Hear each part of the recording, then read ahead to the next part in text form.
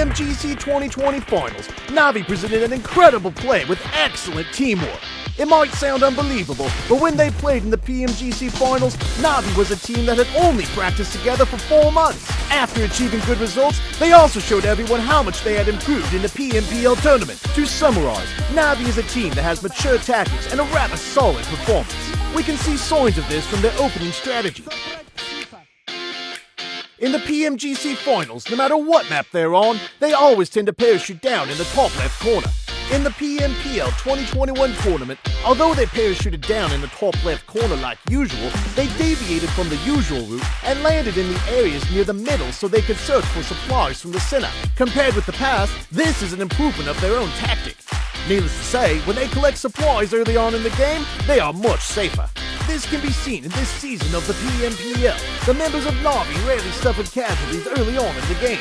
As NaVi is proficient at using items to create an advantageous environment for themselves, they rely heavily on the collection of supplies. By starting a match like this, they'll usually have plenty of time to gather supplies.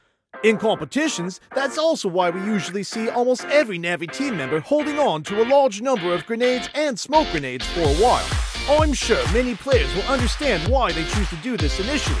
They avoid firefights, collect supplies, and fight in the play zone. I'm sure everyone understands that if they are caught up in any short and quick encounters, unless they have enough time to complete their preparations, they will instantly be at risk of losing some members. For example, in this match in the PMGC 2020 tour, Team NaVi encountered Team Zeus on their way to the play zone, and a close-range firefight broke out, causing them to lose some members. When their teammates wanted to back them up later, they were caught in a rough spot and lost 3 members at the beginning of the match. When it comes to NaVi, one of the toughest problems is figuring out how to enter the play zone. In fact, this problem comes down to scouting. If they can gather enough information before they enter the play zone, then they can choose the safest direction to enter. This time, Team NaVi had naturally improved their tactics to target this situation. First, they'll split up and get into 2 vehicles. One will drive a vehicle alone in the front, while the other 3 will follow in another vehicle.